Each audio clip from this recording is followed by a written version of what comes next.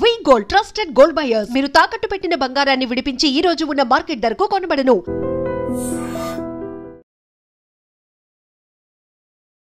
50 సంవత్సరాల సినీ ప్రయాణం మీరు ఒక కంఫర్ట్ లైఫ్ని సెట్ చేసి పెట్టుకున్నారు. ఇండస్ట్రీలో మిగతా ఆర్టిస్టులు అందరూ ఇలా ఎందుకు ప్లాన్ చేసుకోకపోతున్నారు? చివరికి వచ్చేలేకే ఒకరి మీద ఆధారపడే పరిస్థితి వచ్చేస్తుంది. షో ఆఫ్ కోసం బతికే వాళ్ళు కొంతమంది.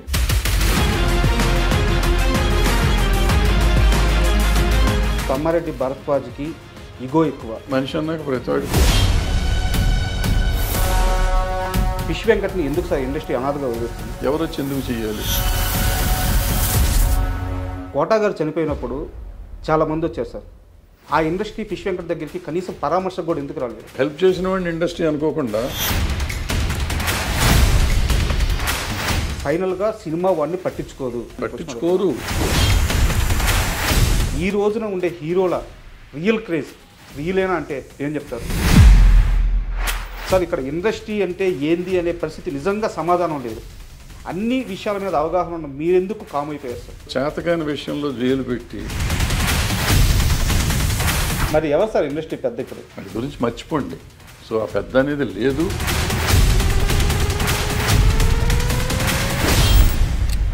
సితారా నాగవంశీ గారు మాట్లాడుతూ పిఆర్ వ్యవస్థ నిర్మాతలను బ్లాక్మెయిల్ చేస్తుంది, వీళ్ళ పోడు పర్లేక మేము నిర్మాతలను బ్లాక్మెయిల్ చేసే స్టేజ్కి ఈ పిఆర్ వ్యవస్థ కానీ ఫిల్మ్ జర్నలిజం కానీ వెళ్ళిందే. పిఆర్ చెప్తాడు.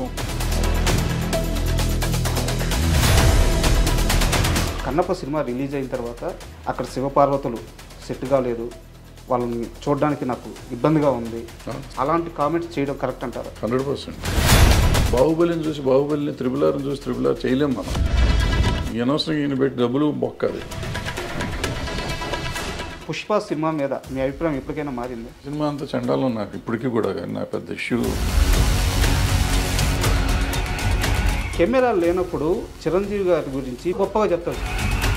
అదే కెమెరా పెట్టంగానే చిరంజీవి గారి అభిప్రాయాలని, ఆయన వెళ్ళే మార్గాలని మీరు క్వశ్చన్ చేస్తూ ఉంటారు. నోరు ఉంది కదా అని ఎవడు పెడతాడు, ఏది పెడితే మాట్లాడితే.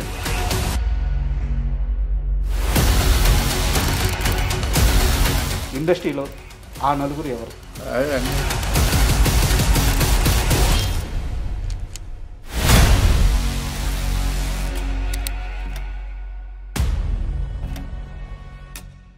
సార్ నమస్తే. నమస్తే సార్, మామూలుగా ఇండస్ట్రీని ప్రేమించి ఇక్కడికి ఇండస్ట్రీలోకి వచ్చే జనాలు చాలామంది ఉంటారు. బట్ ఇండస్ట్రీ అతి కొద్ది మందిని ప్రేమిస్తుంది, దాంట్లో మీరు ముందు వరుసలో ఉంటారు. 50 సంవత్సరాల సినీ ప్రయాణం, ఇండస్ట్రీలో కష్ట నష్టాల గురించి, ఇక్కడ ఉండే సుఖాల గురించి, ఇక్కడ ఉండే దుఃఖాల గురించి, ఇక్కడ మనుషుల వ్యధల గురించి, ఇక్కడ పరిస్థితుల గురించి పూర్తి అవగాహన ఉన్న వ్యక్తి మీరు. అన్ని విభాగాల్లో పనిచేస్తున్నారు, అదే సమయంలో దర్శక నిర్మాతగా మీదైన ముద్ర వేస్తున్నారు. సో ఈరోజు మీతో నేను ఇంటర్వ్యూ చేయడానికి కారణం ఏంటంటే, ఈరోజు ఇండస్ట్రీలో ఉన్న పరిస్థితుల గురించి, మనుషుల యొక్క మనస్తత్వాల గురించి, వాటి గురించి వివరంగా మీ నోటి నుంచి తెలుసుకోవాలని ఇంటర్వ్యూ స్టార్ట్ చేస్తున్నాను సార్. మీరు సహకరిస్తారని కోరుకుంటున్నాను. సహకరించుకు ఏం చేస్తాను, వచ్చి అడుగుతున్నావు కదా, చెప్పాలి తప్పదు. నాకు తెలిసి నేను చెప్తాను, బట్ నువ్వు చెప్పినంత నాలెడ్జ్ నాకేం లేదు సార్. ఏదో ఉన్నాం, 50 ఏళ్ళ నుంచి ఉన్నాం కాబట్టి ఎంతో కొంత తెలిసి చెప్తాను సార్. ముందుగా మీ విషయానికే వస్తే, నాకు తెలిసి అంటే ఇదివరకు ఒక ఇంటర్వ్యూలో కూడా చెప్పున్నారు, మీరు రిటైర్మెంట్ అయిపోయి ఒక ప్రశాంతమైన జీవితాన్ని గడుపుతున్నారు మీరు, అంతేనా? రిటైర్మెంట్ ఏం అవ్వలేదు. రిటైర్మెంట్ అని చెప్పి సినిమా వాళ్ళకి రిటైర్మెంట్ ఏమైనా వచ్చేదాకా పని చేస్తూనే ఉంటాం, ఏదో అవకాశం కోసం ట్రై చేస్తూనే ఉంటాం. అవకాశాలు రావు అంతే. ఒక ఏజ్ వచ్చిన తర్వాత మనిషి ఎంత తాపత్రయపడ్డా అవకాశం రావటం చాలా కష్టం. డబ్బులుంటే ప్రొడ్యూసర్గా కంటిన్యూ చేయొచ్చు, డబ్బులు లేకపోతే అది కూడా చేయలేం. డైరెక్షన్ అనేది ఒక ఏజ్తో చూస్తున్నాం కదా, టాప్ డైరెక్టర్స్ కూడా ఖాళీగానే. సో మనం ఎప్పుడు టాప్ డైరెక్టర్ కాదు కాబట్టి మనం ఎక్స్పెక్ట్ చేయటం కూడా కరెక్ట్ కాదు. యాక్చువల్గా మీరు అవకాశాలు అన్నారు కాబట్టి నాదో క్వశ్చన్ సార్, ఇది లాస్ట్లో అడగదాం అనుకున్నాను, టాపిక్ ముందే వచ్చింది కాబట్టి. ఇది వరకు మా టీఎన్ఆర్ గారి ఇంటర్వ్యూలో మిమ్మల్ని ఒకసారి యాక్టర్గా మీరు ఎందుకు కంటిన్యూ చేయట్లేదు, ఒక సినిమాలో చేశారు కదా అని చెప్పి అడిగారు అనమాట. ఆ సమయంలో మీరు చెప్పిన సమాధానం ఏంటంటే, నాకు అంత ఇంట్రెస్ట్ లేదు, నేను చాలా బిజీగా ఉండి చేసిన రోల్ అది అని చెప్పి అన్నారు. కానీ ఇప్పుడున్న పరిస్థితుల్లో మీలాంటి ఒక ఈ హైట్ కానీ, మీకుండే ఒక ఆరా కానీ, మీ వాయిస్ కానీ, సో తెలుగు సినిమాలో అతి కొద్ది మందికి మాత్రమే ఉంది, చాలామందిని బయట నుంచి తెచ్చుకుంటూ ఉన్నాము. కోటా శ్రీనివాసరావు గారు కూడా చనిపోయే వరకు ఆయన ఈ విషయం మీదే ఫైట్ చేశారు. సో ఇప్పుడు మీరు యాక్టర్గా చేయాలి అనుకుంటే మీకంటే బెటర్ ఆప్షన్ ఎవరు ఉంటారు సార్? దీనికి నేను ఆప్షన్ అనుకుంటే నాకు యాక్టింగ్ రాదు ఫస్ట్ పాయింట్. సార్ ఎవరు అడగలేదు, అడిగితే చేసేవాడిని, అది వేరే సంగతి. ఎవరిని అడిగినా కానీ ఏదో పోలీస్ ఇన్స్పెక్టరు లేకపోతే కమిషనరు 1 గంట వేషం 1/2 గంట వేషం అడుగుతూ ఉంటారు. సరే అది నాకు ఇంట్రెస్ట్ ఉంటే చేస్తాను, లేకపోతే లేదు. ప్లస్ ఎవరిని అడిగితే ముందు చెప్తాను నేను కండిషను, నాకు యాక్టింగ్ రాదు, మీకు ఇష్టమైతే రండి, లేకపోతే రావద్దని చెప్తాను. అందుకని వాళ్ళు రాలేదో వస్తారో తెలియదు. బట్ ఎక్కువగా నేనేరా పోలీసులో ఫుల్ లెంత్ క్యారెక్టర్ చేసి ఆ తర్వాత ఎవరు ఫుల్ లెంత్ క్యారెక్టర్ అడగలేదు ఎవరు ఇంతవరకు అడగలేదు. అడిగుంటే అన్న ఆలోచించేవాడినా నాకు తెలియదు, ఐడియా లేదు. బట్ నేను ఎవరు అడగల. సార్ మీ డైలీ రొటీన్ ఎలా ఉంటుంది సార్? అంటే డే ఎలా నడుస్తుంది? ఏముంటుందో మనల్ని తింటాం తిరగటం అంత పెద్ద పని ఉంటుంది. లేదంటే ఇంటర్వ్యూలు అంటే ఉంటాయి, లేదంటే ఏమన్నా కథలు చెప్తా ఉంటే వింటూ ఉంటాను. వాళ్ళకి చెప్తా ఉంటాను, నేను చేయనయ్యా సినిమాలు చేయట్లేదంటే, లేదు సార్ మీ అభిప్రాయాలు చెప్పండి సార్ అంటూ ఉంటారు. సార్ చెప్తూ ఉంటాం. సార్ మీది ముందు నుంచి ఫిలిం బ్యాక్గ్రౌండ్ ఉన్న ఫ్యామిలీ. సో ఇక్కడ అన్ని బాధలు అన్ని ఇబ్బందులు పడ్డారు. సో దర్శకుడిగా కొన్ని హిట్స్ కొట్టారు, కొన్ని పరాజయాలైనాయి. నిర్మాతగా కూడా సేమ్ అంతే. బట్ ఇక్కడ ఏంటంటే కార్మికుల కష్టాలు తెలిసిన వ్యక్తిగా చాలా సమస్యలు పరిష్కరించారు. సో ఇక్కడ అన్ని కష్టాలు నష్టాలు అన్నీ చూశారు, అన్నీ దాటొచ్చారు. కాకపోతే ఇప్పుడు మీ ఏజ్ నాకు తెలిసి 77 అనుకుంటున్నాను. సో ఇంత ఏజ్ ఇంత ట్రావెల్ అయిన తర్వాత కూడా మీరు ఒక కంఫర్ట్ లైఫ్ని సెట్ చేసి పెట్టుకున్నారు. మిగతా ఇండస్ట్రీలో మిగతా ఆర్టిస్టులు అందరూ ఇలా ఎందుకు ప్లాన్ చేసుకోకపోతున్నారు? కెరీర్ చివరికి వచ్చేలేకే ఫైనాన్షియల్గా అంటే వాళ్ళు యాక్టర్స్గా వాళ్ళు పీక్స్లో ఉన్నప్పుడు మంచి రెమ్యూనరేషన్ తీసుకుంటున్నారు, మంచి లైఫ్ని లీడ్ చేస్తున్నారు. చివరికి వచ్చేలేకే ఒకరి మీద ఆధారపడే పరిస్థితి వచ్చేస్తుంది. సో ఎందుకు ఇలా జరుగుతుంది సార్? అంటే నా వరకు నేను వస్తే నేను ఫైనాన్షియల్గా పెద్ద మెస్సే నేను. సార్ నాకు నా వైఫ్ పిల్లలు వాళ్ళు చేసిన జాగ్రత్తలు వాళ్ళు చేసిన కష్టాలు వల్ల ఇవాళ నేను కొద్దిగా గొప్ప కంఫర్టబుల్గా ఉన్నాను. చాలామందితో కంపేర్ చేస్తే అంటే ఐఎమ్ కంఫర్టబుల్ లేదని కాదు, కంపేర్ చేస్తే ఫినాన్షియల్గా ఐఎమ్ నథింగ్ సార్, కానీ I'm comfortable. So that credit goes to my family, not me. నేనేం చేయలేదు. నేను ఇప్పుడు అందుకే నెక్స్ట్ తరానికి నేను చెబుతాను, నువ్వు పని చేస్తున్నప్పుడు ఫ్యూచర్ని గురించి ఆలోచించుకో, వయసు అయిపోయినాక ఆలోచించుకో. పిల్లల మీద ఆధారపడలేం మనం. సో మన మీద మనం ఉంచుకోవాలంటే మనం జాగ్రత్త పడాలి, అది చాలా ఇంపార్టెంట్. ఇప్పుడు నాలాగా ఎవరో ఉండకూడదు అనేది నా పాయింట్. నాలాగంటే నేను అట్లీస్ట్ మీరు చెప్పినట్టు కొంతలో కొంత కంఫర్టబుల్గా ఉన్నా. చాలామంది ఇబ్బంది పడుతున్న వాళ్ళు ఉన్నారు. ఆ ఇబ్బందులు పడకూడదంటే వచ్చినప్పుడు జాగ్రత్త పడాలి, పడకపోతే చాలా కష్టం, చాలా చాలా కష్టం ఇండస్ట్రీలో పర్టికులర్. ఎందుకంటే ఇండస్ట్రీలో ఎక్కువ దురలవాట్లుకి అవకాశాలు ఎక్కువ ఉన్నాయి. సో దురలవాట్లు డబ్బులు సంపాదించిన చాలామంది పెద్దవాళ్ళు, ఇప్పుడు అనవసరం పేర్లు, వాళ్ళందరికీ రకరకాల అలవాట్లు కానీ రకరకాల విషయాల వల్ల వాళ్ళ ఫ్యామిలీలు ఇబ్బంది పడే పరిస్థితి. విపరీతంగా డబ్బు సంపాదించి విపరీతంగా డబ్బులు ఉన్న వాళ్ళు కూడా వాళ్ళ ఫ్యామిలీస్ ఇవాళ ఇబ్బంది పడుతున్నారు. సో బాగా ఫేమస్ వాళ్ళు కూడా మామూలు వాళ్ళ సంగతి ఎంత ఉంటుందో చూడండి. తర్వాత కొంతమంది పిల్లలు చదివించినాక పిల్లలు వీళ్ళని చూడకపోవటం లాంటి కొంతమంది ఇబ్బంది పడేవాళ్ళు ఉంటారు.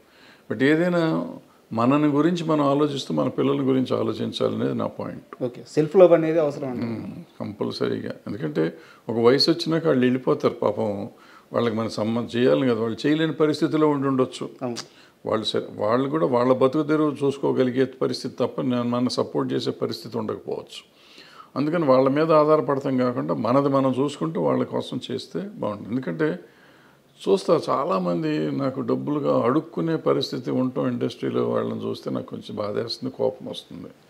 ఈ పరిస్థితికి మనం వెళ్తున్నాం అంటే మనం ఏంటి, నా కెపాసిటీ ఏంటి, నేనేంటి అని ఆలోచించుకోవాలి. నాకు ఉన్నదానికంటే ఎక్కువ ఆలోచించుకొని నేను ఎఫర్ట్ చేయగలను. ఇప్పుడు సపోజ్ నేను సైకిల్ ఎఫర్ట్ చేయగలను అనుకోండి, కారు కొనేస్తాను. కారు కొంటే కారు మెయింటెనెన్స్కి, పెట్రోల్కి, ఈఎంఐకి డబ్బులు కావాలి, ఈ అప్పులు చేయాలి. నాకు అవసరం లేదు. ఎవరి కోసం షో చేస్తున్నావు? నీ జీవితం నువ్వు బతకాలంటే నీకు సైకిల్ సరిపోతుంది, లేదా బస్సులో వెళ్ళు, ఆటోలో వెళ్ళు. అది కాకుండా నువ్వు కారు ఎవరి కోసం ప్రదర్శన కోసం చేసి ఆడు ఈఎంఐ వచ్చి లాక్కి వెళ్ళేది అసహ్యంగా, దానికంటే అసహ్యం మనకేముంటుంది జీవితంలో. సో ఎగ్జాంపుల్ చెప్పా. అట్లా మనం షో ఆఫ్ కోసం బతికేవాళ్ళు కొంతమంది, అవన్నీ మారాలి. మనం మారితే సింపుల్గా ఉంటుంది. సార్ మీరు నాకు వ్యక్తిగతంగా తెలుసు. కొన్నేళ్ల క్రితం మీ కింద మీ టీంలో నేను పనిచేస్తున్నాను. సో ఆ లీనియన్స్ తీసుకొని మిమ్మల్ని పరిధి దాటి ఒక క్వశ్చన్ అడుగుతున్నాను. తమ్మారెడ్డి భరద్వాజ్కి కోపం ఎక్కువ, తమ్మారెడ్డి భరద్వాజ్కి ఇగో ఎక్కువ. ఇలాంటి ప్రశ్నలు, ఇలాంటి మాటలు నేను స్వతహాగా వినున్నాను. మీ దాకా వచ్చున్నాయో లేదో నాకు తెలియదు. బట్ ఇదే సమయంలో నేను క్లారిటీ ఇస్తాను. మీ ప్రేమ నాకు తెలుసు, మీరు ఎంత మంచిగా ఉంటారో నాకు తెలుసు. అంటే నేను కెమెరా ముఖంగా ఇంటర్వ్యూకి వచ్చే ముందే చెప్పాలనుకుంటున్నాను, మీరు నాకు చేసిన సహాయం నేను చెప్తాను. నా ఆరోగ్యం చెడిపోయినప్పుడు, మీరు నా బాస్గా ఉన్నప్పుడు నన్ను కాపాడడానికి మీరు చేసిన సహాయం, అంటే లైవ్లో అప్పటికప్పుడు బాలకృష్ణ గారి పిఏకి ఫోన్ చేసి నన్ను బసవతారకం పంపించడం, లేదా అక్కడ కుదరకపోతే నాకు ముందుగానే డబ్బులు ఇప్పించేసి కంపెనీ నుంచి మీరు మొత్తం ఆ బాధ్యత అంతా తీసుకొని నన్ను కాపాడిన విధానం నాకు తెలుసు. బట్ మీరు అదే సమయంలో తిడతారు, అదే సమయంలో ప్రేమగా ఉంటారు. మీ మంచి ఎందుకు బయటికి వెళ్ళలేదు? మీ కోపం, మీ ఈగో ఇవి మాత్రం ఎందుకు బయటికి వెళ్ళి? అంటే కోపం ఈగో బయటికి వెళ్ళి అని నేను నమ్మను. అంటే ఉంది, నాకు ఈగో ఉంది, కోపం ఉంది, డెఫినెట్ రెండు. నన్ను ఎక్కువ ప్రేమించేవాళ్ళు, మీరే ముందే చెప్పారు ప్రేమించేవాళ్ళు చాలా ఎక్కువ ఉన్నారని చెప్పి. సో వాళ్ళ ముందు ఈగో ఇది అనుకున్న వాళ్ళు ఇప్పుడు తిట్టాను అనుకోండి, ఫర్ ఎగ్జాంపుల్ నేను మిమ్మల్ని తిట్టుంటాను 1-2 సార్లు, తిట్టిందే మీకు గుర్తుంటే అది మీ తప్పు, నా తప్పు కాదు కదా. ఏదో తప్పు చేస్తుంటారు, తిట్టుంటాను. నా దగ్గర ఇంకో లక్షణం ఉంది, తప్పు అని నేను తిట్టినాక నేను చేసిన తప్పని చెప్తే తర్వాత వెళ్ళి క్షమాపణ చెప్పిన రోజు చాలా ఉన్నాయి. మీరు తప్పు చేశారనుకుని మిమ్మల్ని తిట్టుండొచ్చు, బట్ అది నేను చేసింది తప్పు, మీ తప్పు కాదని నాకు అర్థమైన తర్వాత వెళ్ళి నేను చాలామందికి చెప్పాను నా తప్పు అని. సో అది ఉంది, ఇది ఉంది. ఆవేశంలో మనిషి అన్నాక ప్రతివాడికి ఉంటుంది, ఉప్పుగారం తిన్నాక కోపములు వస్తూ ఉంటాయి, ఉంటుంది. ఈగో అంటారా, ఏదో ఉంటుంది వయసులో ఉన్నది ఈగో. ఇప్పుడు అది ఈగోలు ఏమి ఉండవు. అది ఈగో అంటే ఈగో, అహంకారం అంటే అహంకారం, ఏదంటే అది. బట్ నాకు తెలిసి అంత అహంకారం కానీ అంత ఈగో కానీ నాకు లేవు. కొన్ని విషయాల్లో నేను చూపిస్తాను. అండ్ మనం ఇండస్ట్రీ గురించి మాట్లాడుకుందాం అనుకున్నాం కాబట్టి సార్ ఓపెన్గా అడుగుతున్నాను, ఫిష్ వెంకట్ని ఎందుకు సార్ ఇండస్ట్రీ అనాథగా వదిలేసింది? ఫిష్ వెంకట్ని ఇండస్ట్రీ అంటే ఎవరు అసలు ఫస్ట్ మీరు అది చెప్పండి. డెఫినేషన్ ఆఫ్ ద ఇండస్ట్రీ ఎవరన్నా చెప్తే దాన్ని బట్టి నేను మాట్లాడతాను. డెఫినేషన్ ఆఫ్ ద ఇండస్ట్రీయే తెలియకుండా ఎవరికాళ్ళు ఇండస్ట్రీ అని మాట్లాడతారు. ఎవరు ఇండస్ట్రీ? అది కూడా నా క్వశ్చనే సార్. అంటే ఫిలిం ఛాంబర్ ఇండస్ట్రీనా, నిర్మాత మండలి ఆ ఫిలిం ఛాంబరు, లేకుంటే మా అసోసియేషన్ ఇండస్ట్రీనా? ఎవరు సార్ ఇండస్ట్రీ? ఎవరు ఇండస్ట్రీ కాదు, ఫిలిం ఛాంబర్. ఇండస్ట్రీ అంటే అసలు ఏం లేదయ్యా. ఇండస్ట్రీ అంటే ఏ ఇండస్ట్రీ అయినా ఉంది. ఇప్పుడు ఒక ఇదేమంటారు, ఓ వర్కరుకి ఏదో అయ్యి చచ్చిపోయాడు ఒక ఇండస్ట్రీలో, ఆ ఇండస్ట్రీ యాజమాన్యం ఏదో చేస్తుంది కదా. యాజమాన్యం అతనికి ఉంటే ఇన్సూరెన్స్ ఉంటే ఇన్సూరెన్స్ ఇస్తుంది, లేదంటే ఎక్స్గ్రేషియా ఉంటే ఇస్తుంది, లేదా ₹1,00,000 5,000 10,000 ఇస్తారు. ఇక్కడ ఇండస్ట్రీ ఒక ఆయన సంగతి మాట్లాడతలేను, నేనే అనుకుందాం కొంచెంసేపు. నేను ఎక్కడ పని చేశాను, వాడు నాకు బాస్. నేను ఎంతమంది దగ్గర పని చేస్తున్నాను. సో ఎవరు ఇప్పుడు నువ్వు చెప్పిన ఆయనకి నాకు సంబంధం లేదు. నేను ఇండస్ట్రీలో ఉన్నట్టే లెక్క. బట్ నాకేం సంబంధం? ఎవరు వచ్చి చేయాలి, ఎవరు వచ్చి ఎందుకు చేయాలి? ఇప్పుడు అందుకే ఇందాక చెప్పింది అదే, ఎవరి జాగ్రత్తలు వాళ్ళు ఉండాలని చెప్పింది అదే. సార్ ఇక్కడ నాది ఇంకో ప్రశ్న, మిమ్మల్ని మధ్యలో ఆపుతున్నందుకు క్షమించండి. అంటే నా ప్రశ్న ఏంటంటే, కోటా గారు చనిపోయినప్పుడు చాలామంది వచ్చారు సార్. అంటే నేను కోటా గారిని, ఫిష్ వెంకట్ గారిని ఒకే స్థాయిని నేను చెప్పట్లేదు, ఒకే గట్టు నేను కట్టట్లేదు. ఆయన స్థాయి వేరు, అంటే ఆయన అచీవ్ చేసిన విజయాలు వేరు. బట్ ఏ ఇండస్ట్రీ వచ్చింది సార్ కోటా గారి దగ్గరికి? ఆ ఇండస్ట్రీ ఫిష్ వెంకట్ దగ్గరికి కనీసం పరామర్శకు కూడా ఎందుకు రాలేదు? అంటే కోటా గారు ఆ ఫ్యామిలీ పరామర్శించారు కాదు. మీరు అర్థం చేసుకోవాల్సిన విషయం ఏంటంటే, కోటా గారు చేసిన సినిమాలు కానీ, కోటా గారు చేసిన కంపెనీలు కానీ వేరు. ఫిష్ వెంకట్ గారు చేసిన సినిమాలు, ఫిష్ వెంకట్ గారు చేసిన కంపెనీలు వేరు. ఆయనకి పరిచయం ఉన్న వాళ్ళు వస్తారు. ఎవరైనా కానీ పోతే ఇప్పుడు అన్ని చోట్లకి వెళ్ళాలని రూల్ ఏం లేదు. చాలామంది అడుగుతారు, ఫిష్ వెంకట్ గారు పోతే చాలామంది రోజు పోతున్నారు. అంటే అంత ఇది కాదు. ఈయన ఇప్పుడు ఆయనతో పనిచేసిన వాళ్ళందరూ వచ్చారు కదా అక్కడికి. ఆయనతో పనిచేసిన వాళ్ళందరూ వచ్చారు, ఒకళ్ళిద్దరు పెద్దవాళ్ళు కూడా వచ్చి ఉంటారు. నాకు తెలియదు ఎవరు వచ్చారు ఎవరు రాలేదు, నాకు తెలియదు, ఐడియా లేదు. సో డెఫినెట్గా కొంతమంది ఆయనతో పనిచేసిన వాళ్ళు వచ్చి ఉంటారు. అంటే నేను ఎందుకంటే ఈ క్వశ్చన్ అడిగింది దీనికోసమే సార్. ఇప్పుడు ఎవరు తెలిసిన వాళ్ళే వెళ్తారు, తెలియని వాళ్ళు ఎందుకు వెళ్తారు ఇండస్ట్రీలో? ఇప్పుడు ఆయన వచ్చినాక ఏంటంటే ఒక గబ్బర్ సింగ్ నుంచి పాపులారిటీ వచ్చింది. ఆ గబ్బర్ సింగ్ గ్యాంగ్గా పాపులర్ అయ్యారు. ఆ గ్యాంగ్ అంతా అక్కడే ఉన్నారు పాపం. వాళ్ళే చాలా చేశారని విన్నాను నేను, నాకు తెలియదు. సో వాళ్ళు చేశారు కదా, మరి వాళ్ళంతా ఇండస్ట్రీ కింద ఎందుకు తీసుకోరు మీరు? హెల్ప్ చేసిన వాడిని ఇండస్ట్రీ అనుకోకుండా భరద్వాజ్ రాలేదు, లేకపోతే ఇంకో పుల్లయ్య రాలేదు, ఎల్లే రాలేదు అని మాట్లాడతాం కరెక్ట్ సార్. నీళ్ళల్లో ఒక వ్యక్తి కొట్టుకుపోతున్నప్పుడు ఆ ఇచ్చే చెయ్యి పెద్దదే ఉండాలి కదా సార్. పెద్ద చేతికి ఎక్కడి నుంచి వస్తుంది పెద్ద చెయ్యి? ఎక్కడి నుంచి వస్తుంది పెద్ద చెయ్యి? ఇప్పుడు ఈ నీళ్ళలో కొట్టుకుపోతున్నాడు, నీళ్ళలో కొట్టుకుపోతుంటే ప్రధానమంత్రి ఢిల్లీలో ఉన్నాడు, పెద్ద చెయ్యి ఉంటుంది, ఆయన అక్కడి నుంచి చెయ్యి పెడతాడా? అక్కడ ఒడ్డున నువ్వు ఉన్నావు, ఉంటే నువ్వు కదా చెయ్యి అందిస్తావు. అంటే ఈ మొత్తం ఒడ్డున నువ్వు అందిస్తావా, ప్రధానమంత్రి అందిస్తాడా? దగ్గర ఉన్న వ్యక్తి అందించాలి. ఇప్పుడు ముఖ్యమంత్రి ప్రధానమంత్రి ఎందుకు ఇవ్వలేదని నువ్వు అడిగితే నేను సమాధానం ఎట్లా చెప్తాను? అంటే కాదు సార్, నేను ఈ మొత్తం సినారియో అంతా ఎందుకు ఇంతలా అని అడుగుతున్నానంటే నాకు ఒక ఆన్సర్ కావాలి. ఇండస్ట్రీలో కొంతమంది ఉంటారు సార్, ఈరోజు నేను ఒక మంచి సీన్ తీసాను, ఇంటికి వచ్చి తాగుతాడు. ఈరోజు ఒక పెద్ద హీరో నన్ను భుజం మీద చేసి పలకరించాడు, వాడు ఇంటికి వచ్చి తాగుతాడు. ఈరోజు నా మీద కెమెరా పెట్టి 2 డైలాగులు చెప్పించాడు, వాడు ఇంటికి వచ్చి తాగుతాడు. సినిమా ఆడింది, వీడు తాగుతాడు. సినిమా పోయింది, వీడు తాగుతాడు. అంటే సినిమాను చూసుకొని మురిసిపోతూ ఆ ఆనందంలో వాడు చెడు అలవాట్లు చేసుకుంటా పోతూ ఉంటే ఫైనల్గా సినిమా వాడిని పట్టించుకోరు. అది అందరికీ తెలియాలి అనే ఉద్దేశంతో నేను మిమ్మల్ని పట్టించుకోరు. పట్టించుకోండి, పైగా ఇండస్ట్రీ వాళ్ళు పట్టించుకుంటారనే తప్పు అసలు. సార్ నేను ఎంతమందితో పనిచేశాను సార్.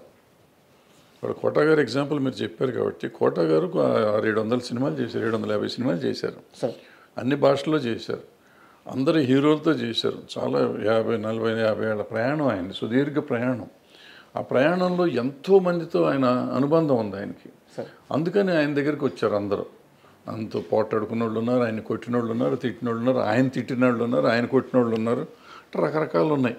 సో మంచి అనుబంధాలు, చెడు అనుబంధాలు, మంచి ఎక్స్పీరియన్స్, చెడు ఎక్స్పీరియన్స్ చాలా ఉంది ఆయన. అందుకని అందరూ ఆయన దగ్గరికి వెళ్ళారు. మీరు చెప్పిన ఫిష్ వెంకట్ గారి దగ్గరికి ఆయన చేసిన సినిమాలు పరిమితం, ఆయన చేసిన టెక్నీషియన్స్ పరిమితం, ఆయన చేసిన ప్రొడ్యూసర్లు పరిమితం, ఆయన చేసిన యాక్టర్లు పరిమితం. ఆ పెద్ద సినిమాలు 4-5 చేశారు. చేసినప్పుడు ఆ పెద్ద యాక్టర్లు మాత్రమే వాళ్ళు పెద్ద యాక్టర్లకి ఈయన చేసిన సినిమాల లెక్క ప్రకారం చాలా చిన్న యాక్టర్ ఈయన. ఈయన సమబుజ్జి యాక్టర్ కాదు, అంటే కోట శ్రీనివాసరావు గారు అంత పెద్ద యాక్టర్ కాదు. సో వీళ్ళు ఎంతవరకు వస్తారు అనేది నమ్మకం లేదు. బట్ కొంతమంది అతని మీద అభిమానం ఉన్నవాళ్ళు రావచ్చు. ఆయన పనిచేస్తున్నప్పుడు ఆ పలానా హీరో ఆయన అభినందించి ఉండొచ్చు. సినిమా యాక్టర్గా కాబట్టి కొంతమంది డెఫినెట్గా గుర్తుపెట్టుకుంటారు. మర్చిపోయి ఉంటారని నేను నమ్మను. కానీ వాళ్ళందరూ రావాలని ఎక్స్పెక్ట్ చేయటం మన తప్పు అంటాను నేను. మన తప్పు. వాళ్ళు వస్తారు, అది వాళ్ళ సంస్కారం. రావాలా వద్దనేది వాళ్ళ సంస్కారం, వాళ్ళ అవసరం కంటే సంస్కారం. ఇప్పుడు అక్కడ కోట శ్రీనివాసరావు గారి స్థాయి వేరు, ఈయన స్థాయి వేరు. సో ఈయన స్థాయికి వాళ్ళు రావాలా వద్దా అనేది వేరే సంగతి. రాకపోవటాన్ని పెద్ద మనం తప్పు పడతాం, నేనైతే తప్పు పడతాను. ఒక్కసారి మీ కెరీర్ విషయానికి వస్తే సార్, అంటే మీ సినిమాలు ఎలా ఆడినాయి, వాటి కోసం మీరు ఎంత కష్టపడ్డారు, అవన్నీ కూడా ఒక చరిత్ర సార్. అంటే నా స్థాయి కానీ నా ఏజ్ కానీ వాటి గురించి అనాలిసిస్ చేయడానికి సరిపోదు. నేను వేటి గురించి మాట్లాడట్లేదు. కాకపోతే మీరు ఉమేష్ చంద్ర గారి మరణం చుట్టూ ఒక కథ రాసుకున్నారు.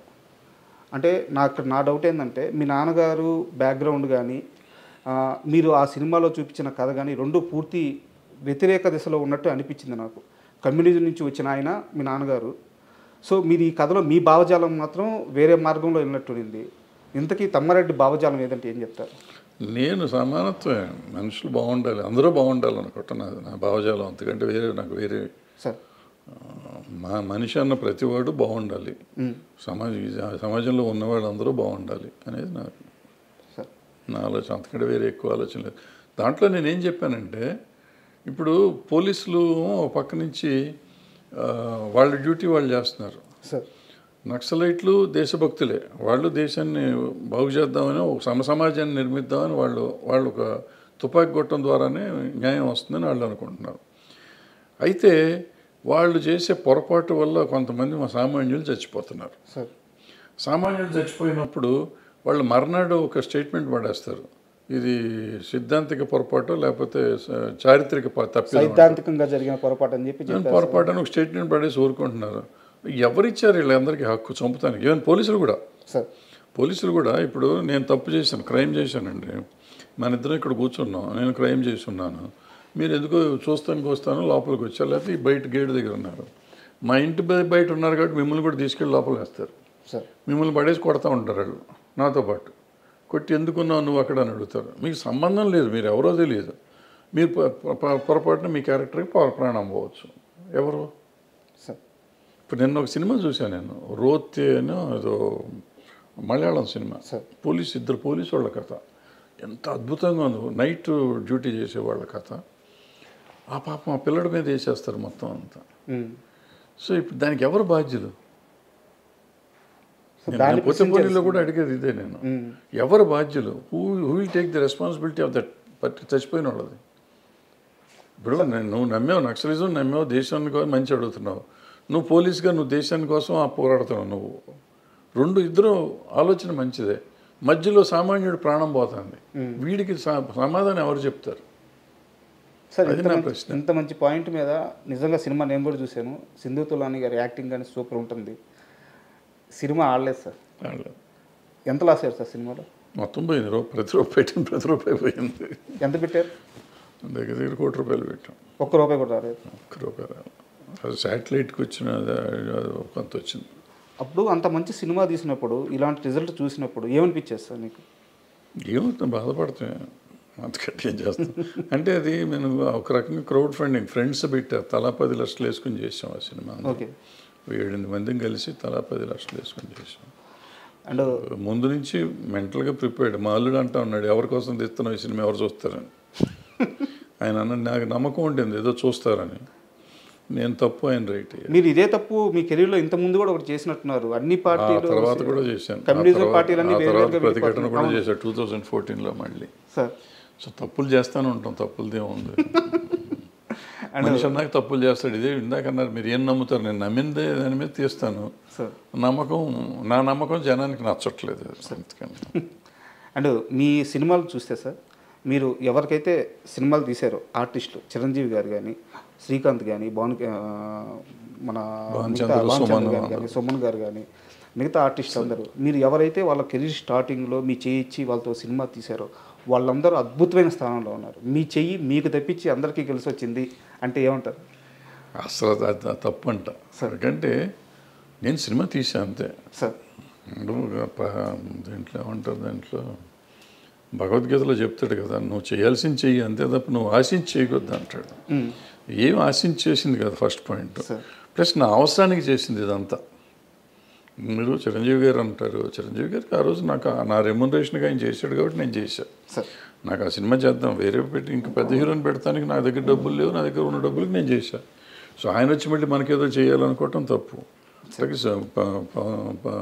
భానుచంద్ర అయినా, సుమన్ అయినా, శ్రీకాంత్ అయినా, ఎవరైనా కానీ నా అవసరానికి ఆ రోజు నేను చేశాను తప్ప వాళ్ళని ఉద్ధరిద్దామనో అని ఏమీ లేదు. వాళ్ళకైనా సెంటిమెంట్ ఉందో ఏమన్నా ఉంది మా వాడు అనుకుంటే అనుకోవచ్చు, తప్పులేదు. అనుకోకపోయినా తప్పులేదు, ఇబ్బంది లేదు మనకి. అనుకోవాలని కూడా రూల్ లేదు. సార్ అండ్ ప్రతిఘటన సినిమా టాపిక్ వచ్చింది కాబట్టి, అంటే ఇది మీకు సంబంధం లేని ప్రశ్న, కానీ మీరు చార్మి గారిని దగ్గర నుంచి చూశారు. ఆమెని అంటే చార్మీలో అందమని కానీ ఆమె బాగుంటుందని స్క్రీన్ మీద చూపించడం కానీ చాలామంది చేస్తే ఆమె యాక్టింగ్ సైడ్ మీరు చూపించారు. సో చార్మి గారు అలా కెరీర్ వెళ్తున్నప్పుడు అకస్మాత్తుగా ఆమె కెరీర్ ఆగిపోయి ఒక నిర్మాతగా టర్న్ తీసుకొని ఈ రోజున ఆమె కష్టపడుతుంది కానీ ఒక సైడ్ నుంచి నిందలు మోయడం కానీ, సో చార్మి గారి కెరీర్ ఇలా అవ్వడానికి మీరు దగ్గర నుంచి చూసిన మనిషి కాబట్టి ఎందువల్ల అయిందంటారు? కెరీర్ అని ఇంకా నేను అనుకుంటే ఆమె అంతకుముందు సక్సెస్ఫుల్ హీరోయినే. అవును. తర్వాత మన సినిమా చేసింది ఆమె బాగా నమ్మకం ఉంటుంది. తర్వాత పూరి గారి సినిమా ఏదో చేసింది, పేరు గుర్తులేదు నాకు, జ్యోతిలక్ష్మి. అది కూడా ఆమె అద్భుతమైన పెర్ఫార్మెన్స్ చేసింది, మంచి కథ. 2 సినిమాల్లోనే ఆమె ఎక్సలెంట్ పెర్ఫార్మెన్స్ ఇచ్చింది. ప్రాబ్లం చిరాకేసి ఉంటుంది, వీళ్ళు మంచి సినిమాలు చూడరు, మంచి పెర్ఫార్మెన్స్ చూడరు, వీళ్ళకి అనవసరం మనం చేయటం అని ఆమె రూట్ మార్చుకుని ఉంటుంది. మార్చుకుని ప్రొడ్యూసర్ అయింది. సరే ఈ ఇండస్ట్రీలో 100 మంది అంటే 100 అంటారు. ఆమె చేసుకుంటానే పోతుంది, పట్టించుకోవట్లేదు కదా, తన కష్టం తను పడుతూనే అంతే కదా. పడిని అయిపోయింది, మనం దాని గురించి కామెంట్ చేయటం ఎందుకు. ఆమె షీ ఈజ్ డూయింగ్ గుడ్. డబ్బులు సంపాదించినప్పుడు సంపాదిస్తున్నారు, పోగొట్టినప్పుడు పోగొట్టిన ప్రొడ్యూసర్ అనే వాళ్ళకి తప్పదయ్యింది. సార్ మీరు సినిమాలు చేసేటప్పుడు మీ తరంలో, అంటే తరం అంటే మళ్ళీ మీ ఏజ్ గుర్తు చేయడం అది కాదు నా ఉద్దేశం, మీరు సినిమాలు చేసేటప్పుడు సార్ హీరోలని విపరీతంగా ఆరాధించేవాళ్ళు. అయితే దాంట్లో ఎలాంటి ఒక ఫేక్ ఉండేది కాదనమాట. అంటే ఎవరో పక్క నుంచి జనాలను పుల్ చేయడము అలాంటిది ఏమి ఉండేది కాదు. హీరో రోడ్ల మీదకి వస్తే దేవుళ్ళుగా చూసేవాళ్ళు. కృష్ణ గారిని కానీ, ఎన్టీఆర్ గారు కానీ, ఏఎన్ఆర్ గారు కానీ, వాళ్ళందరినీ కూడా నిజంగా దేవుళ్ళలాగే చూశారు. అదంతా చాలా రియలిస్టిక్గా, చాలా రియాలిటీగా జరిగిన సందర్భం అది. బట్ ఈరోజు ఇండస్ట్రీలో పరిస్థితి చూస్తే యూట్యూబ్లో పాటలకి వ్యూస్ కొంటున్నామని చెప్పి నిర్మాత చెప్తున్నారు, ట్రైలర్ వ్యూస్ కొంటున్నామని చెప్పి నిర్మాత చెప్తున్నాడు. సో జనాల్ని పుల్ చేస్తున్నారు. అంటే హీరోని ఒక బ్రహ్మపదార్థంగా పెట్టి చుట్టూ హీరోని లేపడానికి మళ్ళీ వీళ్ళే ఎదురు డబ్బులు పెడుతూ ఆఖరికి బుక్ మై షోలో రేటింగ్కి కూడా డబ్బులు పెడుతున్నారు. సో నిర్మాతలే ఇంత ఖర్చు చేసి నిర్మాతలే హీరోలను లేపుతున్నారు. ఈ రోజున ఉండే హీరోల రియల్ క్రేజ్ రియలేనా అంటే ఏం చెప్తారు? అంటే మరి రియల్ క్రేజే కదా, చచ్చిపోతా ఉంటున్నారు అక్కడ, పచ్చబొట్లు పొడిపించుకుంటున్నారు చేతుల మీద, కాళ్ళ మీద, మెడ మీద, బొడ్డు మీద, అన్ని చోట్ల పొడిపించుకుంటున్నారు, గుండెల మీద, ఇన్ని చోట్ల పచ్చబొట్లు పొడిపించుకుంటున్నారంటే రియలేనే కదా. మరి నిర్మాతలకు ఎందుకు సార్ ఇన్ని కష్టాలు? ఇప్పుడు మీరు ఒకటి అడుగుతున్న ప్రశ్నలోనే సమాధానం ఉంది మీకు. ఆ రోజునైనా ఈ రోజునైనా, ఆ రోజున అట్లీస్ట్ మార్నింగ్ షోకి వచ్చేవారు ఫ్యాన్స్ అంతా. ఈరోజు ఫ్యాన్స్ ఇంత పెద్ద ఫ్యాన్ ఫేర్ ఉన్న సినిమాలు కూడా కొన్ని సినిమాలకి మార్నింగ్ షోనే ఫుల్ అవట్లేదు. అవును, ఇది పెద్ద హీరోలు అని చెప్పబడే వాళ్ళ సినిమాలు కూడా. అంటే మరి దాంట్లోనే అర్థమైపోతుంది. మళ్ళీ అక్కడేమో హయ్యెస్ట్ ఫ్యాన్స్ ఉన్న హీరో అంటారు వాళ్ళు. మరి ఆ హీరో సినిమా మార్నింగ్ షోనే ఫుల్ అవ్వాలిగా. సోషల్ మీడియాలో ఒక్కొక్కరు హ్యాండిల్ చూస్తే కొన్ని మిలియన్స్ సినిమాలు మార్నింగ్ షో ఫుల్ అవ్వట్లేదు. మరి ఆ పరిస్థితి ఏమొస్తుంది ఏం చెప్పలేము. ఇప్పుడు ఏమైపోయింది, సోషల్ మీడియా అయిపోయింది. ఎక్కువ మంది ఈ సోషల్ దాంట్లో పేర్లు పెట్టుకుని వాళ్ళ వ్యూస్, యూట్యూబ్ కోసం వచ్చేవాళ్ళు కొంతమంది, టీవీలో కనపడటం కోసం వచ్చేవాళ్ళు కొంతమంది, వీళ్ళంతా ఫ్యాన్స్ అయిపోయారు. నిజంగా ప్యాషనేట్గా ఆయన కోసం, పలానా హీరో కోసం నేను ప్రాణం ఇస్తాననేవాళ్ళు బయటకు చెప్పేవాళ్ళే కానీ ఇచ్చేవాళ్ళు తక్కువ. 10%, 20% ఉంటారు.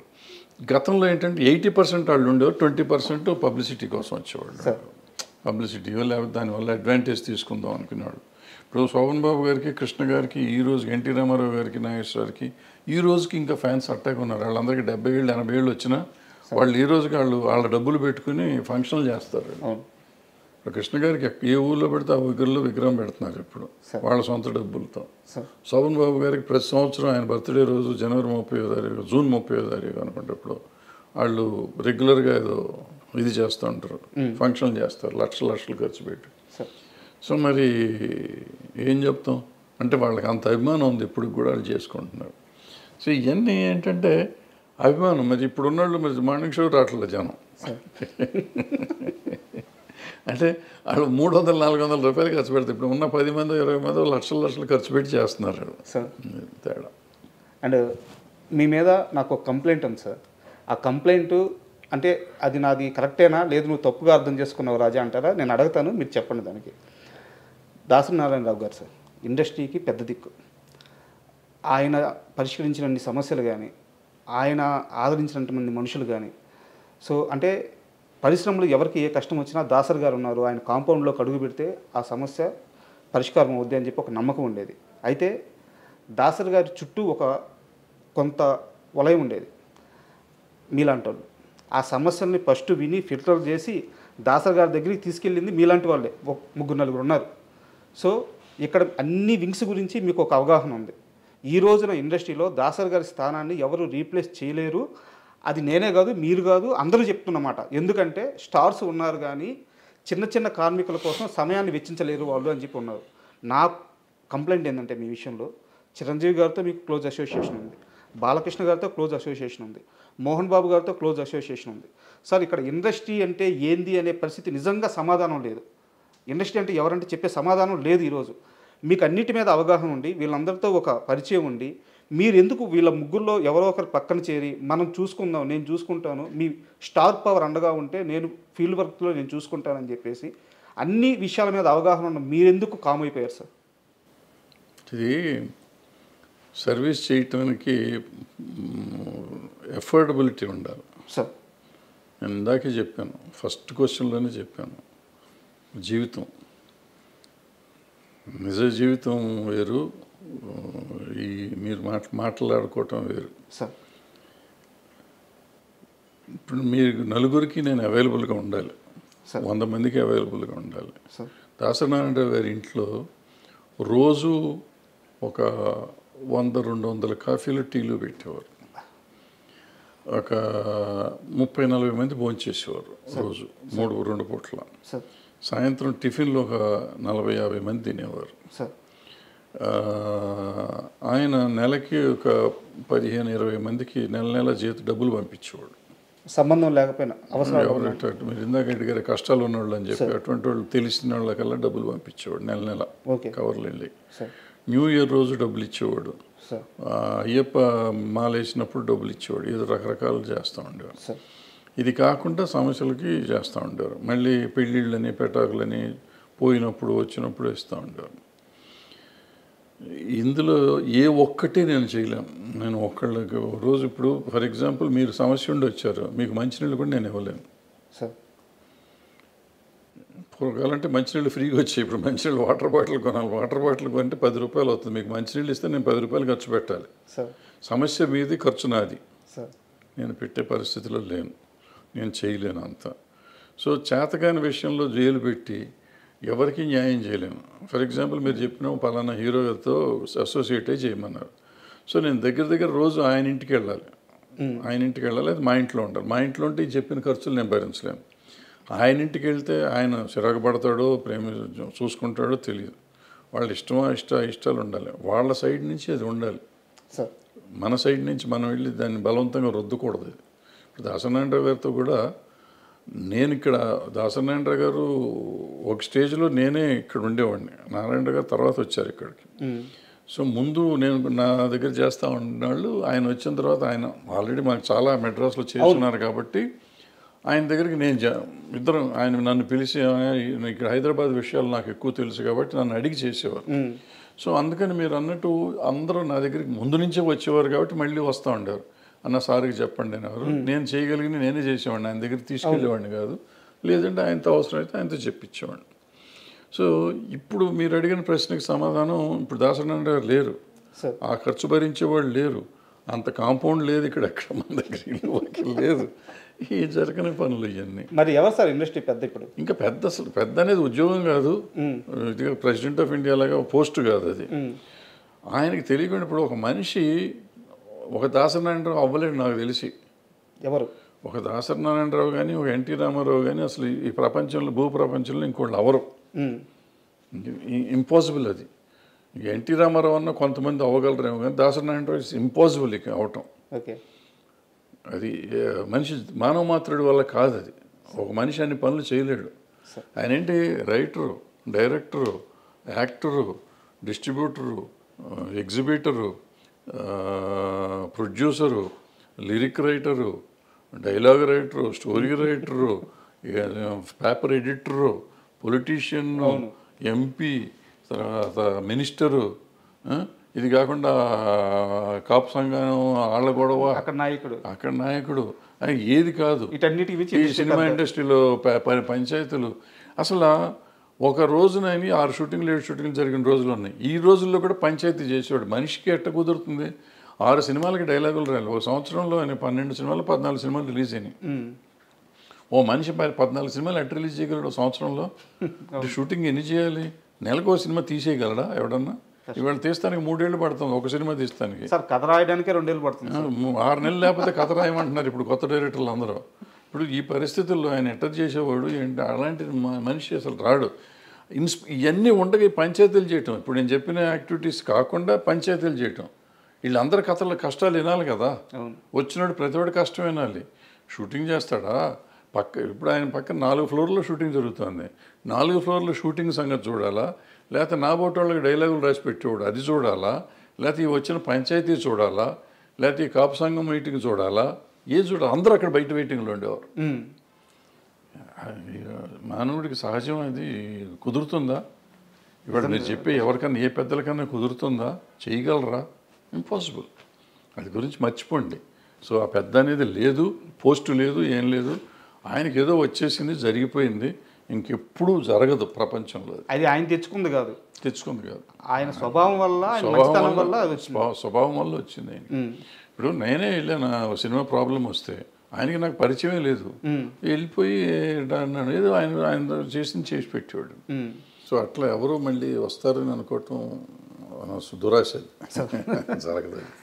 సార్ అంటే ఇప్పుడున్న పరిస్థితుల్లో ఫిల్మ్ జర్నలిజం గురించి నాకు ఒక క్వశ్చన్ సార్. అంటే మీరు జర్నలిజాన్ని చూస్తున్నారు, ఫిల్మ్ జర్నలిజాన్ని చూస్తున్నారు, మీడియాతో మీకు అసోసియేషన్ ఉంది, మీరు కూడా వర్క్ చేస్తున్నారు.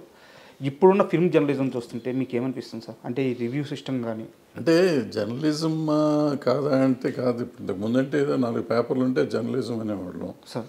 ఏదో నాకు తర్వాత 2-3 ఛానళ్ళు వచ్చినాయి, ఛానల్ అనేవాళ్ళం. ఇవాళ ఏంటంటే సోషల్ మీడియా వచ్చినాక ఎంతమంది మనం సినిమా ఏదైనా పిలిస్తే మీడియా పిలిస్తే 200 మంది వస్తున్నారు. వీళ్ళంతా జర్నలిస్టులు అంటే జర్నలిస్టులే అంటున్నారు. సో ఇది ఏది జర్నలిజం ఏది కాదు, జర్నలిజం మీద మనం డిస్కషన్ పెడతానికి లేదు. What is journalism, what is reporting అనే డిస్కషన్ వస్తే దానికి ఉండే తేడా దానికి ఉంది, దీనికి ఉండే తేడా ఉంది, వాట్ ఈజ్ రివ్యూ వేరే ఉంది. సో ఇవన్నీ మాట్లాడుతామంటే అది వేరే చర్చ అది. సో వీళ్ళలో ఎవరు రివ్యూవర్స్ కాదు, వీళ్ళు ఎవరు క్రిటిక్స్ కాదు, వీళ్ళలో మెజారిటీ అందరూ కాదు, అందులో కొంతమంది నిజమైన క్రిటిక్స్ ఉన్నారు, నిజమైన రివ్యూవర్స్ ఉన్నారు. సో వీళ్ళందరినీ మనం సీరియస్గా తీసుకోవటం అనవసరం. ఎందుకంటే వాళ్ళు యూట్యూబ్ వచ్చినాక అది అందరికీ కొంతమందికి ఉపాధి అయిపోయింది. ఎక్కువగా యూట్యూబ్లో నెగిటివిటీ వస్తే డబ్బులు ఎక్కువ వస్తాయి. సో ఎక్కువ మంది నెగిటివ్ రాయటానికి ఇష్టపడతారని డబ్బులు వస్తాయి. పాజిటివ్గా మాట్లాడితే డబ్బులు రావు. ఏదైనా మంచి చెప్పామనుకోండి, బాబు మీరు ఇట్లా ఉండకూడదు అని చెప్పామనుకోండి, ఎవరు చూడరు. ఇట్లాగే ఉండాలని చెప్పామనుకోండి, అందరూ బ్రహ్మాండంగా ఉంటుంది. దీనికి ఇంటర్లింక్గా ఇంకో క్వశ్చన్ ఉంది సార్. మీకు ఇండస్ట్రీలో పిఆర్ వ్యవస్థ గురించి ఐడియా ఉంటుంది. రీసెంట్గా సితారా నాగవంశీ గారు మాట్లాడుతూ పిఆర్స్ మమ్మల్ని బ్లాక్మెయిల్ చేస్తున్నారు.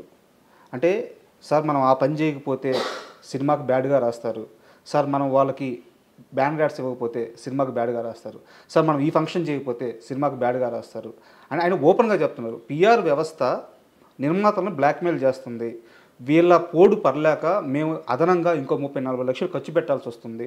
అంటే ఏ నిర్మాతకు కూడా ఆయన మాటల ప్రకారం నిర్మాతలకి పిఆర్ వ్యవస్థను కానీ ఈ ఫిల్మ్ జర్నలిజంలో సోకాల్డ్ జర్నలిజం అని చెప్పుకుంటున్న వాళ్ళని కానీ ఎంటర్టైన్ చేయాలని ఏ నిర్మాతకి లేదు. అంటే నిర్మాతలను బ్లాక్మెయిల్ చేసే స్టేజ్కి ఈ పిఆర్ వ్యవస్థ కానీ ఫిల్మ్ జర్నలిజం కానీ వెళ్ళిందే? అసలు ఆ మాట తప్పది. ఇప్పుడు బ్లాక్మెయిల్ చేయబడే పరిస్థితులు నేను ఉన్నానా లేదా? నేను ఒక నిర్మాతగా నా కంటెంట్ని నేను నమ్మాలి.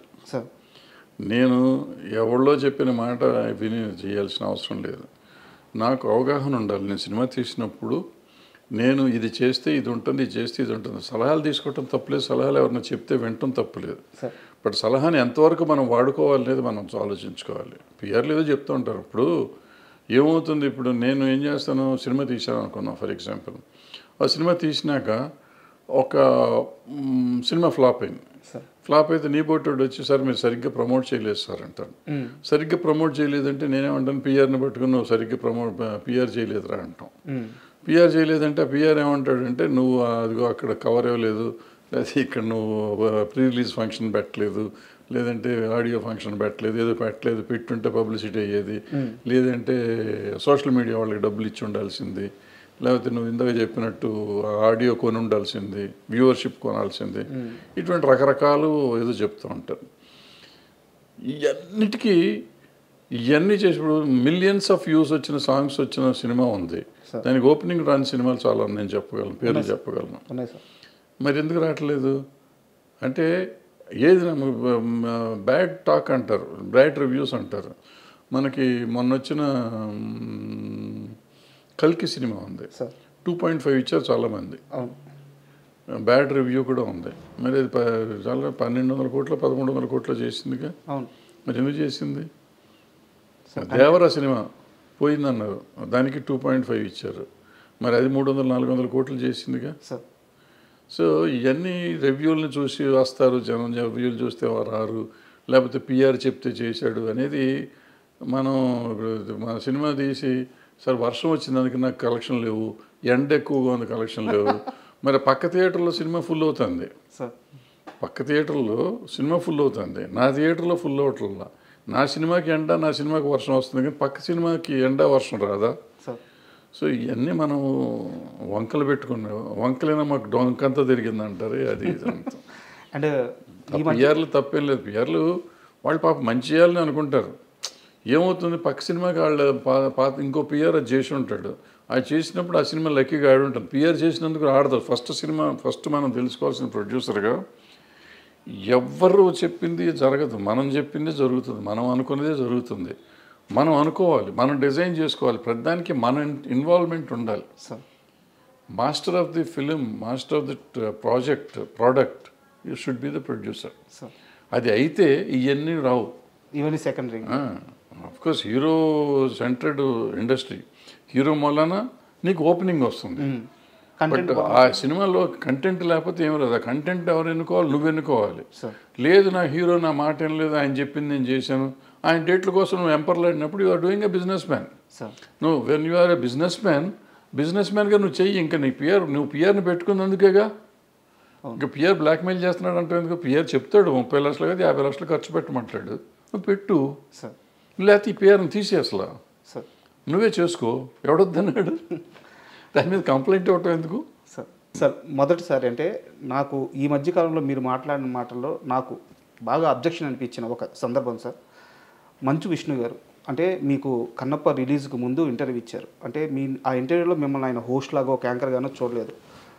ఒక పెదనాన్న స్థానంలోనో ఒక బాబాయ్ స్థానంలోనో కూర్చోబెట్టి వాళ్ళ ఇంటి విషయాలు కూడా మీరు రండి, మీలాంటి పెద్ద మనిషి వస్తే కూర్చోడానికి మేము రెడీ అని చెప్పేసి మీకు అంత పెద్ద స్థానం ఇచ్చారు. అయితే కన్నప్ప సినిమా రిలీజ్ అయిన తర్వాత సినిమా రన్నింగ్లో ఉంది, థియేటర్లో ఆడుతుంది, అక్కడ శివపార్వతులు సెట్ కాలేదు, వాళ్ళని చూడడానికి నాకు ఇబ్బందిగా ఉంది, సో ఇలాంటి కామెంట్స్ చేశారు. మిమ్మల్ని అంత నమ్మిన మనిషి అన్నేళ్ళు కష్టపడి అన్ని కోట్లు ఖర్చు పెట్టి సినిమా తీసి మీకు అంత స్థానం ఇచ్చి మీకు అంత ప్రయారిటీ ఇస్తున్న మనిషి, సో ఒక రకంగా చెప్పాలంటే చావోరేవో అన్నట్టు సిచ్యువేషన్ విష్ణు గారిది. అలాంటి టైంలో మీరు అలాంటి కామెంట్స్ చేయడం కరెక్ట్ అంటారా? 100% తప్పేం లేదు. ఎప్పుడు చెప్పాను నేను? 9వ రోజు చెప్పా సార్. 9వ రోజు చెప్పాను నేను చూసింది 8వ రోజు సినిమా, 9వ రోజు పెట్టా, 10వ రోజు పబ్లిష్ అయ్యి ఉంటాను నాకు తెలిసి. అంతే సార్. 10 రోజుల తర్వాత అప్పటికి అయిపోయింది సినిమా, కలెక్షన్లు అయిపోయినాయి. అయిపోయినాక కూడా చెప్పకపోతే అట్లా వాళ్ళకి తెలియాలి కదా వాళ్ళ సినిమా ఏం తప్పు. నేను సినిమా చూడలే ముందు, సినిమా చూస్తుంటే డెఫినెట్గా పెట్టుండేవాడు కదా ముందు చూస్తుంటే. నేను 10 రోజుల తర్వాత కలెక్షన్లు కూడా అయిపోయినాక ఇంక కలెక్షన్లు ఇంకా రావట్లేదు అనే టైంలో సినిమా చూశాను నేను చూసినప్పుడు థియేటర్లో జనం కూడా లేరు, అయినా చూసి సినిమా. సో ఆ తర్వాత 1 or 2 days తీసేసినట్టున్నా సినిమా. సో అప్పుడు పెట్టాను నేను. మీకు విష్ణు గారు ఏమైనా ఫోన్ చేశారా? నేనే ఫోన్ చేశాను, విష్ణుకి ఫోన్ చేశా, మోహన్ బాబు గారికి కూడా ఫోన్ చేశాను. ఓకే. ఫోన్ చేసి మీరు ఈ తప్పు చేశారు, ఎందుకు చేశారు ఈ తప్పు, ఇది ఎవ్వరు లేకపోయినా కానీ ఆడేది ఆ సినిమా, బ్రహ్మాండంగా ఆడేది సినిమా, సూపర్ హిట్ అవ్వాల్సిన సినిమాని మీరందరూ కలిసి average cinema, below average cinema చేశారు. ఫ్లాప్ సినిమా అన్నాను నేను ఇప్పటికి కూడా. ఓపెనింగ్ వచ్చింది ఆ మాత్రం. బట్ ప్రభాస్ లాంటి వాడు మీకు డేట్లు ఇచ్చి చేస్తున్నప్పుడు దాన్ని మనం నిలబెట్టుకుని ఉంటే ఎంత సెన్సేషనల్ అయ్యేది ఆ సినిమా. సో బాగా తీయటం వేరును ఒక కంటెంట్ని చంపుకోవటం వేరు. ఇవాళ చాలామందికి అర్థం కావాల్సిన విషయం, పులిని చూసి నాకు బాహుబలిని చూసి బాహుబలిని, త్రిబులార్ని చూసి త్రిబులార్ చేయలేం మనం. అంతే. మనకి ఈ కాళహస్తి మహత్యం కానీ భక్త కన్నప్ప కానీ 2-3 వర్షన్స్ 4-5 వర్షన్స్ తీశారు. ఇప్పటికి 10 సార్లు తీశారు సినిమాలు. తెలుగులో 2-3 సార్లు వచ్చినా మిగతా భాషలో కూడా తీశారు. సో అది అన్ని సార్లు ప్రూవ్ అయిన సినిమా. మరి ఇప్పుడు యావరేజ్ ఎందుకయింది? అక్కడ ప్రతిసారి భక్తిభావం నిలబడింది, ఇక్కడ భక్తిభావం నిలబడలేదు. ఇక్కడ శివుడు పార్వతి వెకిలిగా ఉన్నారు. అది చెప్పాలి. నేను చెప్పాను, డైరెక్ట్గా ఫోన్ చేసి చెప్పాను. నేనే ఇట్లా యూట్యూబ్లో పెట్టుకోవాలా, యూట్యూబ్లో పెట్టే ముందే ఫోన్ చేశా. పెడతానని చెప్పలేదు, అది వేరే. బట్ వాళ్ళకి ఫోన్ చేసి చెప్పాను, ఇద్దరికి చెప్పాను. మోహన్ బాబు గారిని గట్టిగా అన్నా నేను, మీరు పట్టించుకుని ఉంటే ఇట్లా ఉండదు సినిమా. ఎందుకంటే ఆయన అసిస్టెంట్ డైరెక్టర్ చేశాడు, యాక్టరు, మంచి యాక్టరు, ఆయనకు తెలుసు, అన్ని విషయాలు తెలుసు. మరి పట్టించుకోకుండా భక్తి లేకుండా సినిమా తీసి భక్త కన్నప్పని వారియర్ సినిమా చేస్తే ఎట్లా ఉంటుంది సినిమా? ఆ సినిమా రేంజ్కి ఆ సినిమా ఆడింది ఇవాళ. బట్ అది అదే ప్రభాస్ గారిని వాడుకొని చేసినందుకు చేసిన ప్రభాస్ క్యారెక్టర్ చాలా బాగుంది ఆ సినిమాలో. కానీ ఎప్పుడైతే ఎవరైతే శివుడు భక్తుడైనా, శివుడే సరిగ్గా లేకపోతే ఇంక భక్తి ఎక్కడ వస్తుంది? సో క్యారెక్టర్ ఫిట్నెస్ ఒకటి కావాలి. వచ్చి అనామకుడిని పెట్టినా పర్వాలేదు, బాగుండేది. అనవసరంగా ఈయన పెట్టి డబ్బులు బొక్కది, ఆ డబ్బులే ఇప్పుడు నష్టం వస్తాయి. ఒకవేళ నష్టం వస్తే వాళ్ళిద్దరికి ఇచ్చిన ప్రతి రూపాయి నష్టమే నా లెక్కలో. అంటే సో అందుకని ఇప్పుడు మీరు అన్నారు, మీరు ఇంతకుముందు కూడా అన్నారు నాకు ఈగో అనో లేకపోతే కోపం అనో ఇంకోటనో మన వాళ్ళకు కూడా మనం చెప్పకపోతే ఏంటి? ఇది కాకుండా నన్ను సీనియర్ ఇంతకుముందు అడిగారు, మీరు ఈ ఇండస్ట్రీ కోసం ఏంటని. ఇండస్ట్రీకి ఈ పాఠం చెప్పాలి. ఇది నేను చెప్పకపోతే, నాకు తెలిసినంత వరకు తప్పో ఒప్పో నేను చెప్పింది చెప్పకపోతే రేపు ఇంకోళ్ళు తీస్తారు, ఇంకో కన్నప్ప తీస్తారు, అది ఫ్లాప్ అవుతుంది. మీరు పాండురంగ మహత్యం తీశాడు రాఘవేంద్రరావు గారు, పాండురంగాన్ని, ఆయన ఇలాగే తప్పులు చేశాడు, అది పోయింది. సో భక్తి సినిమాని భక్తి భావంతో మీరు తీయకపోతే ఆ సినిమాలు పోతాయి. మీరు పాండురంగ సినిమా తీసుకోండి, కన్నప్ప తీసుకోండి, ఇంకోటి తీసుకోండి. మరి బాలకృష్ణ గారు, రాఘవేంద్ర గారు పెద్ద సినిమానే కదా అది. అవును. మరి ఎందుకాళ్ళ పాటలు కూడా బాగా పాటలు కూడా బాగానే హిట్ అయినాయి ఎందుకాళ్ళ. దాంట్లో పాత సినిమాలో ఉన్న భక్తి ఏది? ఆ ఎమోషన్ ఆ ఎమోషన్ ఎక్కడ దొరికింది? రాలేదు. ఎందుకు రాలేదు? ఎందుకు తీయలేకపోయారు మీరు? సో ఏదో మార్పులు మీరు చేద్దాం అనుకుంటే అవ్వదు. అది ఏదో చేసేద్దాం, వాళ్ళు చేసిన దానికంటే మనం గొప్పగా చేద్దాం. గొప్పగా చెయ్యండి. ఆ భక్తి పారవస్యం ఎవరికైనా రావాలి. సినిమా చూస్తా అంటే అనుభూతి రావాలి, రోమాలు నెక్కిపోవాలి. భక్తి సినిమాల్లో ఉండే అడ్వాంటేజ్ అది. సినిమా రిచ్గా తీశారా, ఖర్చు పెట్టారా లేదా కాదు, భక్తి వచ్చేస్తుంది ఆటోమేటిక్గా. నేను దేవుడి దండం పెట్టను, కానీ భక్తి సినిమాలు చూస్తుంటే నా కళ్ళెమ్మటి నీళ్ళు వచ్చేస్తాయి. ఒక రకమైన జలధరింపు వస్తుంది బాడీలో సినిమాలు చూస్తుంటే. అది అంటే యాజ్ ఎ కామన్ ఆడియన్స్, భక్తుడు సినిమా దేవుడు కాదు కాదు అక్కడ ఎమోషన్ వస్తుంది. ఇప్పుడు అన్నమయ్య సినిమా చూస్తాం. అన్నమయ్యలో ఆయన జీవితం అంతా ఆయన కోసం దారపోస్తాడు. దారపోసినాక ఆ లాస్ట్ సీన్లో ఉన్నప్పుడు అప్పుడు జోలపాట పాడావు చూడు అంటే ఆయన విష్ణుమూర్తి పాడతాడు, వెంకటేశ్వర స్వామి పాడతాడు ఆ పాట. అవును, నా పాట మీ నోటికి అంటే నేను జన్మ తరించిందయ్యా అంటా ఉంటే వల్ల వల్ల వల్ల వల్ల ఈ రోజుకి ఏడుస్తాను నేను. అది 20 సార్లు చూశాను నేను, చూసి ఉంటా 20-30 సార్లు చూసి ఉంటా. ఈ రోజుకి లాస్ట్ అప్పుడప్పుడు భక్తి భావాలు అని 15 నిమిషాలు వేస్తారు. ఆ డైలాగ్ వచ్చినప్పుడు ఏడుపు వచ్చేస్తుంది. అది దట్ ఈస్ పవర్ ఆఫ్ ఇది భక్తి. 1 మంత్ బ్యాక్ రాఘవేంద్రరావు గారిని కలిసాను సార్.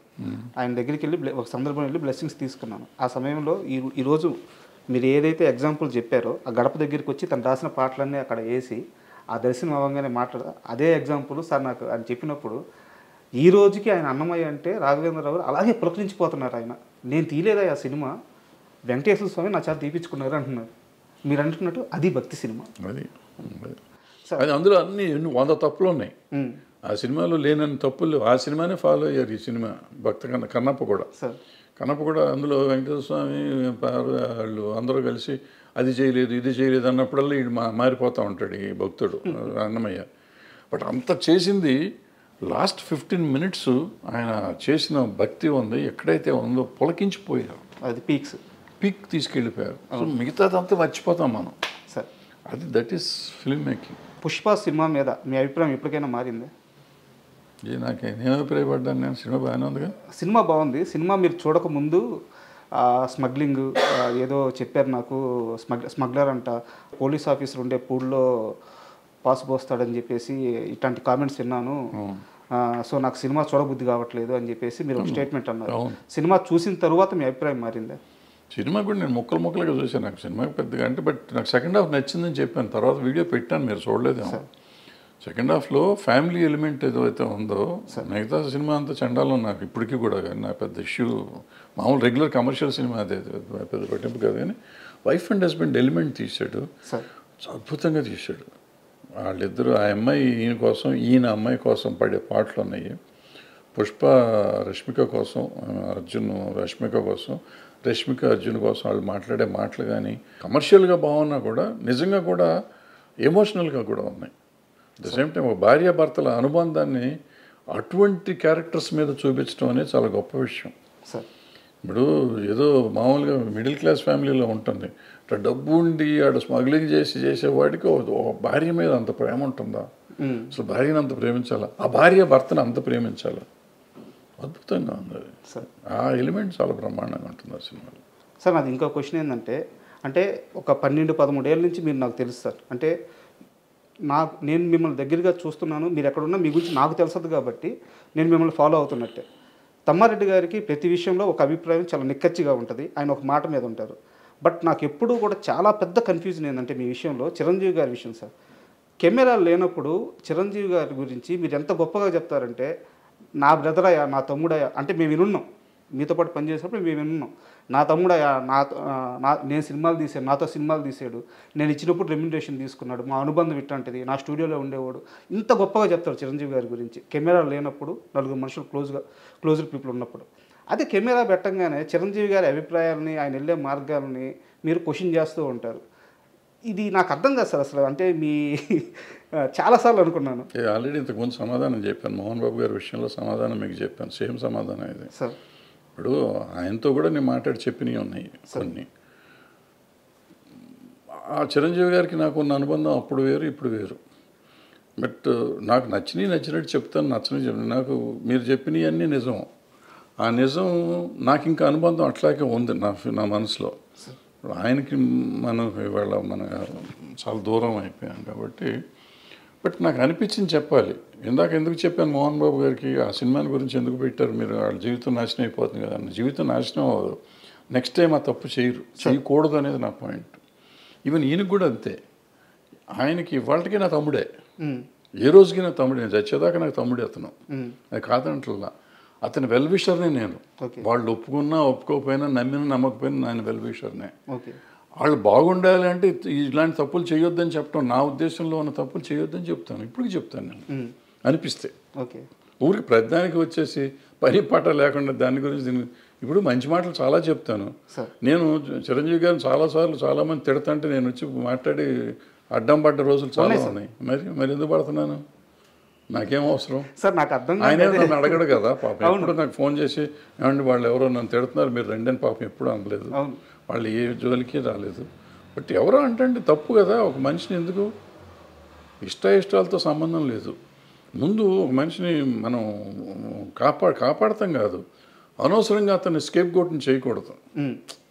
ఆయన చిరంజీవి గారు అవ్వచ్చు, ఇంకోళ్ళు అవ్వచ్చు, ఎవరినైనా కానీ మనం అనవసరంగా దాన్ని చేయకూడదు. ఎవరిలో అడ్వాంటేజ్ నోరు ఉంది కదా అని ఎవడు పడితే వాడు ఏది పడితే అది మాట్లాడితే మనం క్షమించకూడదు, వదిలిపెట్టకూడదు. అంటే at least I should raise my voice. Sir ఆయన కోసం నేను మంచి కోసం చెప్తాను. ఏదైనా తప్పు అని నేను చెప్పేది చాలామంది నెగిటివ్గా తీసుకుంటారు. నెగిటివ్ కాదు, నా ఉద్దేశంలో పాజిటివ్. అతనుకున్న చరిష్మాకి ఆయనకున్న దానికి కొన్ని ఆయన చేయకుండా ఉంటే బాగుంటుందని నాకు అనిపిస్తుంది. బట్ ఆయన పరిధిలో ఆయనకుంటే ఆయనకుంటేది మన అవసరం అనుకో ఎక్కువ. బట్ ఆగలేను. అది కూడా ఎవరిని అడిగితే చెప్తాను, కావాలని పెట్టి వీడియో పెట్టి చెప్పడం అనేది నేను చేయను. అంటే ఎందుకన్నానంటే సార్, ఇప్పుడు ఇండస్ట్రీ అని కాదు సార్, 2 తెలుగు రాష్ట్రాల్లో కానీ మన ఇండియా వైడ్ కానీ మేము చిరంజీవి తమ్ముళ్ళవి, చిరంజీవి మా అన్నయ్య, మెగాస్టార్ మా అన్నయ్య అని చెప్పుకునే వాళ్ళు కొన్ని కోట్ల మంది ఉన్నారు. బట్ చిరంజీవి నా తమ్ముడు అని చెప్పే ఒకే ఒక్క పర్సన్ తమ్మారెడ్డి భరద్వాజ. అది మీరు ఎప్పుడు చెప్తూ వస్తున్నారు. బట్ ఏంటంటే కొన్ని సందర్భాల్లో మీరు చేసే కామెంట్స్ ఆయన మంచి కోసమే కానీ వెల్ విషయంగా కానీ చేసే కామెంట్స్ అవి రాంగ్గా పోర్ట్రేట్ అయ్యి వెళ్ళిపోయినప్పుడు కొంతమందికి రాంగ్గా అర్థమవుతుంది. అన్నీ తెలిసిన మనిషిగా నాకు ఈ వైరుధ్యం అర్థం కాలేదు, అందుకని అడిగాను. పడ్డోడు ఎప్పుడు చెడ్డోడు కదా మనకి. కానీ ఇండస్ట్రీలో ఆ నలుగురు ఎవరు అసలు ఉన్నారా లేరా? అన్నీ అయిపోయినాయి, వాళ్ళే ఒప్పుకున్నారు కదా. మళ్ళీ ఇప్పుడు కొత్తగా నేను ఎందుకు మాట్లాడతాను, వాళ్ళే వచ్చి ఈ మధ్య చెప్పారు మేమే నలుగురిలో ఉన్నాం కానీ మేము లేవు దాంట్లో అని చెప్పుకున్నారు. అంటే సమస్య ఏంటంటే చెప్పిన వాళ్ళందరూ మేము లేవంటున్నారు. అది చెప్పలేదు కాబట్టి, చెప్పారు కాబట్టి ఆ నలుగురే. మేము లేవన్న నలుగురు. అండ్ రానున్న కాలంలో చిన్న సినిమాల పరిస్థితి ఎలా ఉండబోతుంది? ఇప్పుడున్న ఇండస్ట్రీ విధానం అంటే ఈ సినిమాలు తీసే విధానం కానీ, కోట్లు ఖర్చు పెట్టి హీరోలకి ఈ భారీ రెమ్యునరేషన్ ఇచ్చి వెళ్తున్న ఈ విధానం కానీ, ఇండస్ట్రీ రాబోయే 10-15 సంవత్సరాల్లో ఏ స్థాయిలో ఉండబోతుంది మీరు అనుకుంటున్నారు? చిన్న సినిమాల పరిస్థితి ఎలా ఉండబోతుంది? పెద్ద సినిమాలు తీసే నిర్మాతల పరిస్థితి ఎలా ఉండబోతుంది? ఏం చాలా దుర్భరంగా ఉంటుంది, చూడాలి. అంటే మంచి సినిమాలు కొంచెం చిన్న సినిమాలు అది మన కోర్టు ఆడినట్టు, బలగం ఆడినట్టు చిన్న సినిమాలు ఆడుతున్నాయి కదా, అట్లా ఆడుతూనే ఉంటాయి. But bad position. సార్ చాలా విలువైన మీ సమయాన్ని మాకు కేటాయించి, అంటే నేను అడగంగానే ఇంటర్వ్యూకి ఒప్పుకొని నన్ను ఎంకరేజ్ చేశారు. సో మీకు విలువైన సమయాన్ని మాకు ఇచ్చారు, చాలా థ్యాంక్ యూ సార్. మరో మంచి టాపిక్తో వీలైతే మళ్ళీ ఒక మంచి ఇంటర్వ్యూ చేద్దాం. Thank you.